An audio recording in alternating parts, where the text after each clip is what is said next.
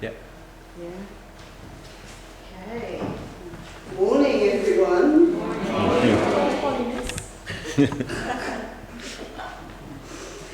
Right, my testimony.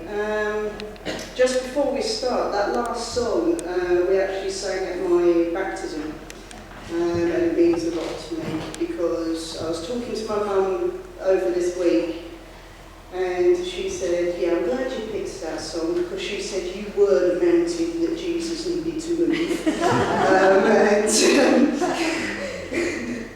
So yeah, I'm glad that we had that one. Right, starting. That's me as a little baby. Growing up, well, it was mainly me, mum, and my sister. Father wasn't around very much, and when he was, we didn't want him to be honest. So I grew up in Devon from the year of when I was a year and a half years old. So Devon's, if I drop my accent, you will have to apologise now, because you just want to understand what I'm saying. But yeah, so the other people in this picture, I've actually got these people here, and this gentleman here who I love to bits. They're my great-grandparents. I was privileged enough to have known my great-grandparents.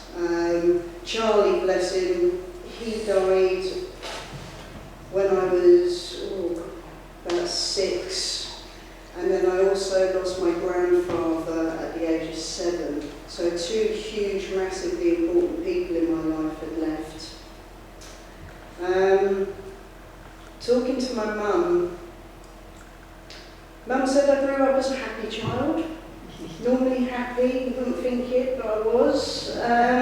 Until about my 4th birthday, when my father was meant to turn up for my birthday and he never did. And I waited in for him and he never turned up. And unfortunately, this was to be a string of events that carried on from right through till now. I mean, I don't even talk to him. I haven't seen him in nearly 10 years. To which you will find out why a little bit later on. We all went to church. We used to go to church on a Sunday. Mum used to take us. Mum, who has now recently refound her faith, as many of you know. But we got stopped from going to church because my father didn't like it. Okay, life changes. This is the only photograph I've got of me as a teenager because I burnt all the rest. I got rid of them all. This was taken around the time of my mum and dad's divorce, which wasn't pleasant. It was very messy. And it left my mum with a really difficult situation because my father was emotionally blackmailing her to having me and Gemma. So he wanted me and my sister to stay with him rather than to go with our mum. That was really hard to be wrenched away from my mum when she was the only one that had been there for me. I didn't speak to my father for a long time, but me and my sister did end up living with my father. My sister then moved out, which left just me and my dad. So yeah, I was left on my own with this man that I had no relationship with really. And the next slide shows exactly what happened when I was living with my father. So on the one side, we've got all the habits that I learned whilst being with this person. Drinking to excess. I was an alcoholic at the age of 17, full-blown alcoholic. I was drinking a bottle of scotch before even going to college. There was a lot of violence, both domestic and also with other people. Interesting one is men. I was introduced to a lot of men, and although my father never touched me, he actually put me out with other men for his own Now that was a fun one. So luckily, I can't remember a lot of what happened in that period of my life, so I'm quite grateful for that. But this did lead to a lot of low self-esteem, depression, self-harm started, so I used to cut my arms. I felt there was no hope, there was a lack of morals, not caring about others and no self-worth. At this point I also went off not talking to my mum. It's taken years for me and Mum to build the wonderful friendship that we have now. She is my best friend in the world, but that has taken a real long time to build up. But every cloud has a silver lining, so I ended up moving away.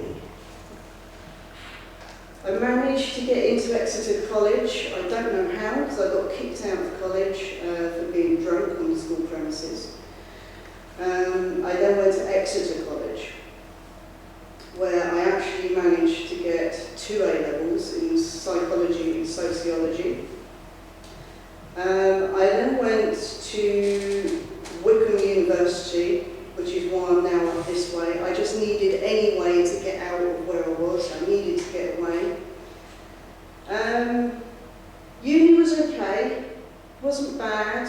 I still had all these issues going on in the background, and of course at this point I was still an alcoholic. I was still drinking way to excess, and still self-harming at that point. So uprooting and coming away from my family, that actually was harder than I ever imagined it would be. While I was at university, there was an incident and I ended up actually having to go to hospital to have an abortion. This had a real knock-on effect on me and the people around me.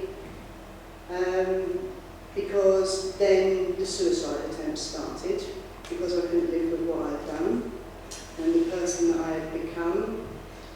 So I was a real, you know, I was a bum on the street. I used to sleep rough and stuff like that, all because I wanted another bottle of scotch and things like that. It was really not a very nice experience.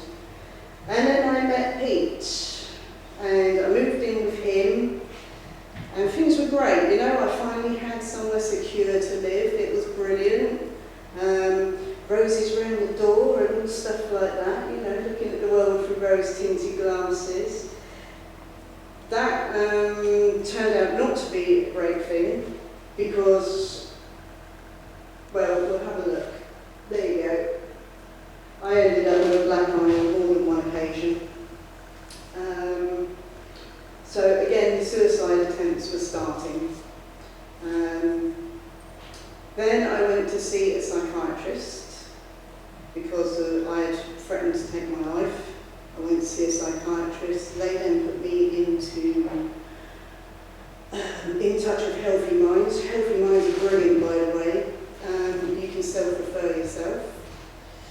And they were brilliant, so that started me on the programme of counselling. Now, me and counsellors don't get on at all, because I can usually see through them. I know if somebody's up to the job and if they're not. And if I think I can run rings around them, I will do. You know, I like manipulating, which I shouldn't. So then I met up with this man. Oh. So I met up with Ian, and Ian was coming to see me, I don't know, at one point I think it was twice a week at work, wasn't it? Yeah, just to make sure that I was, well, still around, to be honest. And he started talking about, you should come to church. Come to church, we'll, you know, read the gospel, see what Jesus has got to say. You can turn your life around, but you've got to be willing to do it. And I was like, yeah, I can sort of see that. But in the rut that I was in, it's really hard to see the wood for the trees sometimes. And then I met Mary. So we started getting a little bit of a network together. And then the hardest thing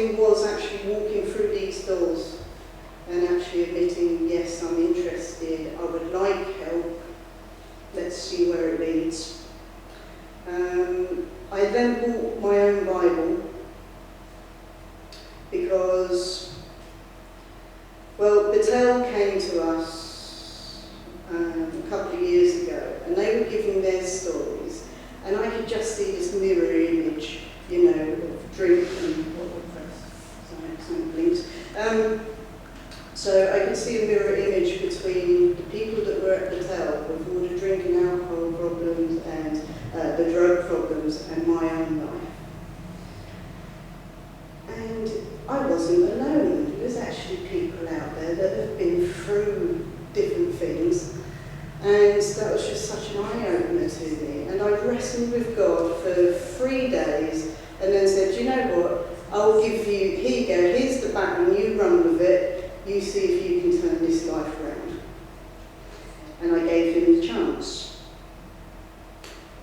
Then I turned up to church with a black eye, and Steve and Andrea, very good friends of mine, actually turned around to me and they said, you're in this situation, it's not a safe environment, because I was still living with Pete. It's not a safe environment, and they actually opened their home to me and let me into their home, and I stayed with them for 4 months. I was a pain, I will admit that. I think I actually fell through the door one night when it was opened. So I moved out. Moving away again from Pete, I lost everything. I came out of that house 10 grand of debt. All my belongings, me and Mary went back the week after to see what else we could salvage from the house, and Pete had sold everything. So I went back to an empty house. What I have got, I treasure to the very end. But the church has been very good with sorting me out with all sorts, from sofas to beds to cups and saucers to all sorts. Then I got baptised while I was living with Steve and Andrea. We read the verse earlier on. For I know the plans I have for you, declares the Lord. That's got to be the most brilliant day of my life. Ian asked me 3 questions. He said to me, what was life like before Christ? Well, you've just heard it. Not very impressive. Ian then said, how did you come to know Christ? So I explained about Battelle coming, and the one description that I use to describe this is when you've got that many wounds, it hurts every day. It hurts to get out of bed. It hurts just to get on with your life. When I made that decision to become a Christian, to really let him in here, it was like somebody putting their hand in Vaseline and smearing it across all the wounds so that they didn't hurt anymore. They were still there, but the pain had gone away. And that's what it feels like.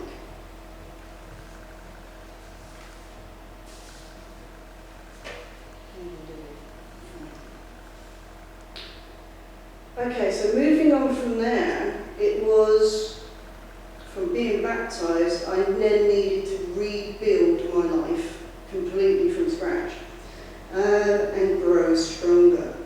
And I don't just mean grow stronger physically, it was to grow stronger mentally because of the psychological problems that I had, but also to grow stronger in the strength of being able to rely on Jesus, using him as my stepping stone, using him as my solid ground in order to grow. So I moved to Chesham.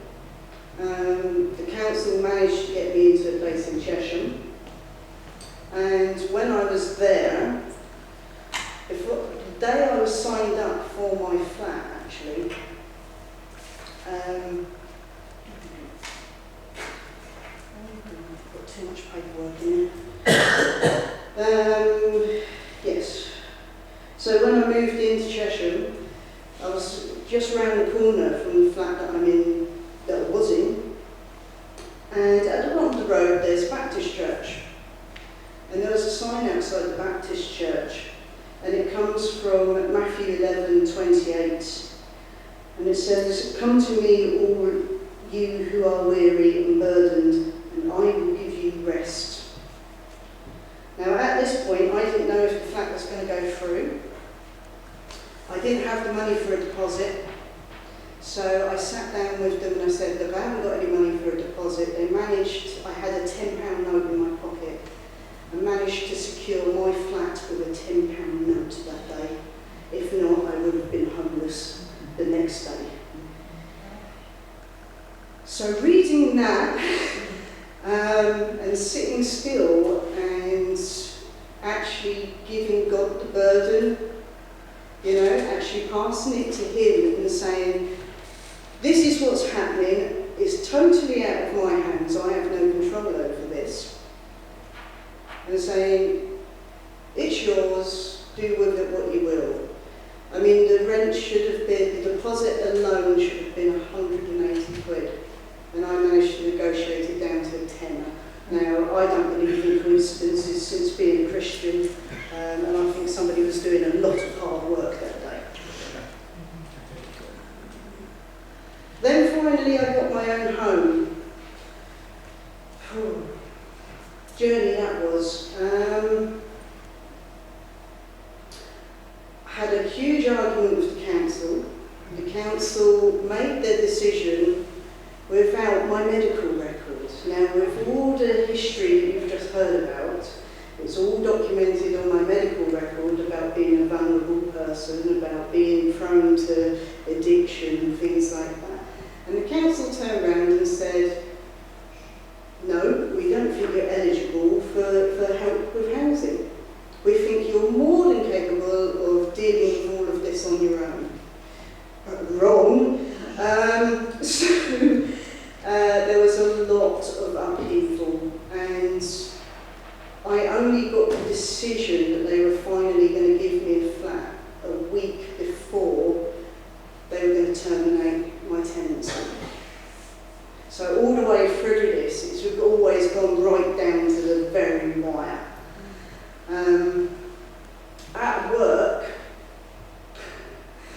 At work during this point, I was really low.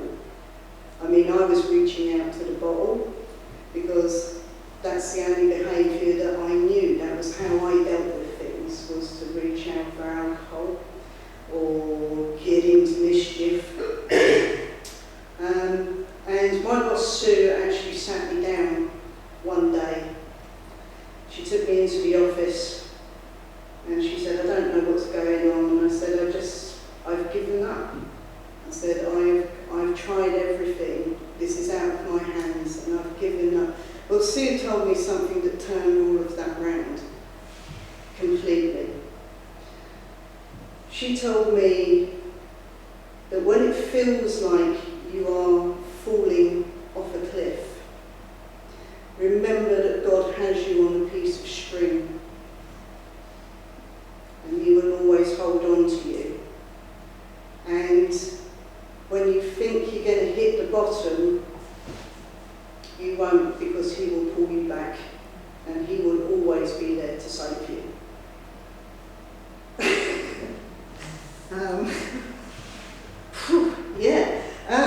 That's pretty much the reaction I had. Sorry.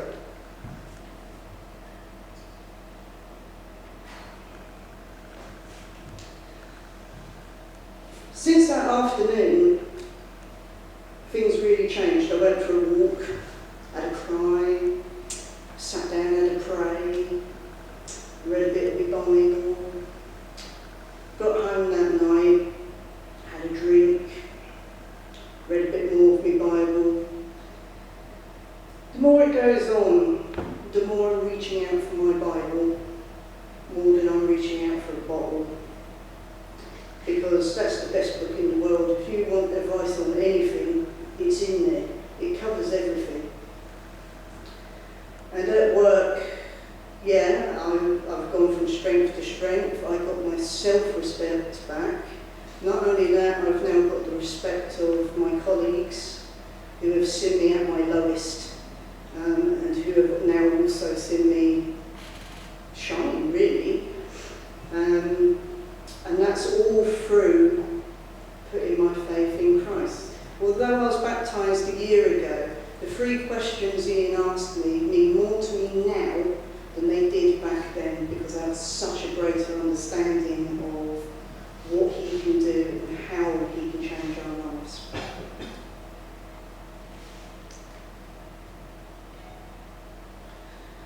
God has more in store for you than you can ever imagine. I never ever thought that I would have a permanent job.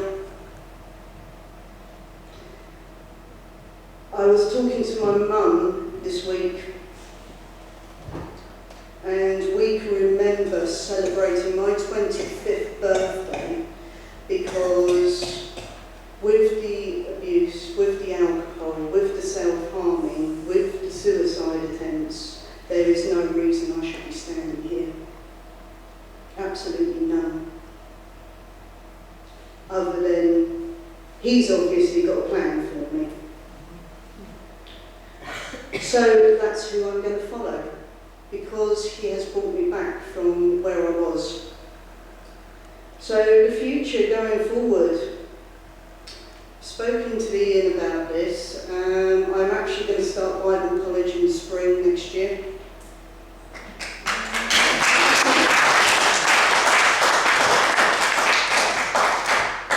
It's where I think I need to be going. I've had a real pull for it. I'm going to go for it. It might not, I might not stand here in a collar one Sunday, but it will help me to get a greater understanding of 1, God's work, 2, his work in me, and 3, how he can work through me to help others. The Lord promises never to fail us. Ian said this earlier on. He promises never to fail us. He will support us.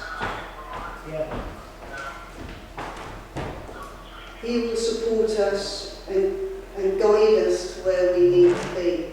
Now, I don't wake up every morning fearing whether I'm going to make the end of the road or not, because I was worried that I was going to step out in front of moving vehicles. I don't have that now. Jesus is my buffer, so I'm on the inside of the pavement, and there's Jesus there. And if ever I think, oh, maybe, he always pushes me back. And he won't let me do it. He won't let me, because he knows that he's got a plan for me. So that's my testimony. I kept it short. Any questions, and you can literally ask me anything, or if you think I've missed something. So Holly, where are you going to Bible College? It'll be Northwood, so near Watford, yeah, keep it local. What kind of course is that? It's a distance learning course. So will you be working at the same time? I'll be working at the same time, but I can do the course. You can take as long as you want over it. So I'm going to sign up for my first year and see how it goes. Yeah. That's a relief.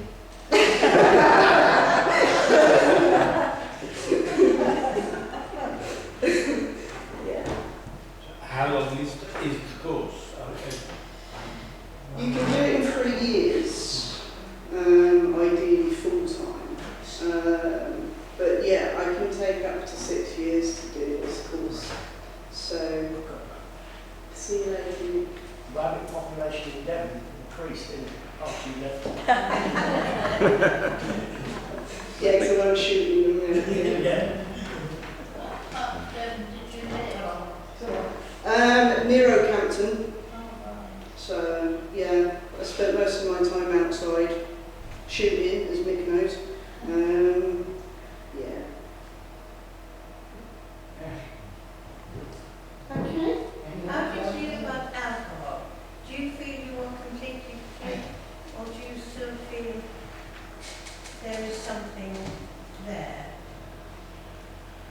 I've got to be very careful. I've got to be very careful of monitoring what I drink, how much I drink. I'm not allowed to touch whiskey because when I was being abused, whiskey was what they were plying me with in order to do things. So I don't touch scotch at all now. Well, I think about twice this year, that's all. But yeah, I have to keep a check on myself every week. Every week I have to tally up how much I've had to drink. And if it's slipping out of control, then yes, I'll just put a ban on it completely. But I do enjoy going for a drink. You know, I meet people in the pub. Do a bit of evangelism every now and then, you know, spread the word. Tell my testimony. I've told it quite a few times because people do think that they're on their own. And it's in those sort of places where people think that they will be safe with the alcohol, and they're not. So I sort of give my testimony so that they can see there is life outside of the pub. Do you feel you could come off the drink altogether? That's what I'm planning to do, yeah. Yeah. I mean, it would be nice if I could go out and just have a pint and go home. Which I can do occasionally, but you know, it's an ongoing progress, and the more that I put my trust into God and having Jesus there, like I say, as my buffer, you know, he does help. So the more that I learn, the better I can get at it. Okay. A little bit about where you are in the psychological help that you've had. Okay, yeah. If you want to say.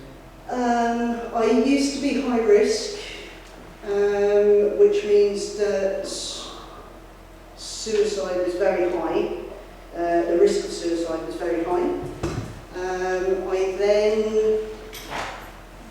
I've been in therapy now for nearly 2 years. I've only got 2 sessions left, and then they are releasing me from care.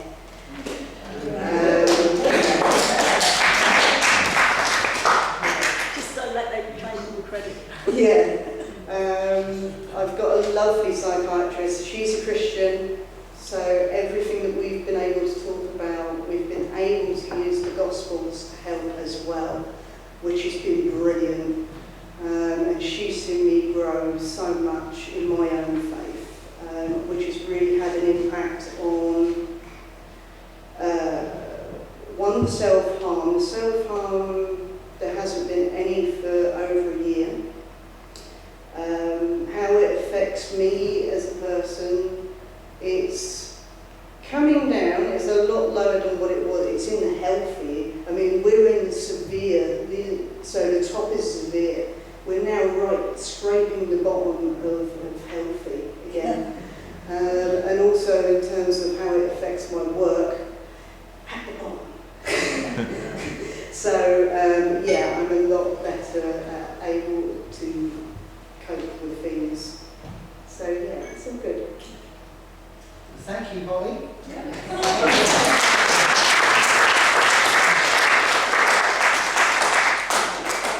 just want to add here that I've actually seen when you come on leaps and bounds. I've only worked with her since Christmas.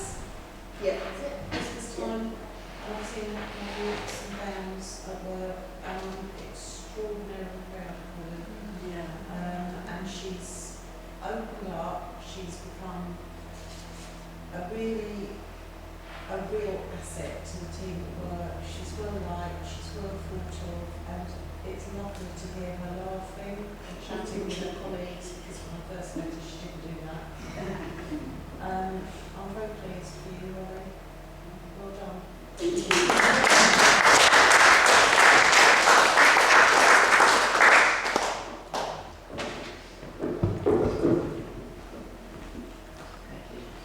pray with Holly Holly, I thank you, Heavenly Father, I just thank you, you've given Holly an amazing story, Lord. Throughout her life, the pain, the suffering that she's gone through, Lord, you brought hope, you brought a new life and a future, Lord, to her. And Lord, as she puts her faith in you even more, she trusts you day by day. Lord, I pray your blessing will be poured out upon her. You would show her where to go, what steps to take, and you would bless all of her endeavours. I ask in Lord Jesus in your name. Amen.